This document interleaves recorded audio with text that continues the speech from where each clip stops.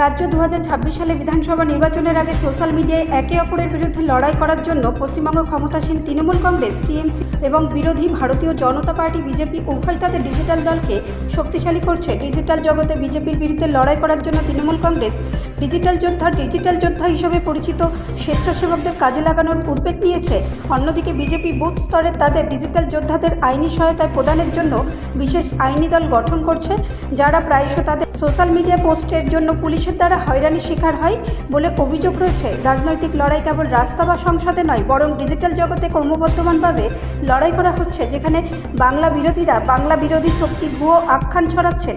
TMC জাতীয় সাধারণ সম্পাদক অভিষেক ব্যানার্জি সম্প্রতি গণমাধ্যমকে বলেছেন, এই মাসের শুরুতে ব্যানার্জি দলের অনলাইন উপস্থিতি জোরদার করতে এবং অভিযোগ করার সম্বন্ধিত ভুল তথ্যের বিরুদ্ধে লড়াই করার জন্য আমি বাংলার একজন ডিজিটাল যোদ্ধা নামে একটি উদ্যোগ শুরু করেছিলেন।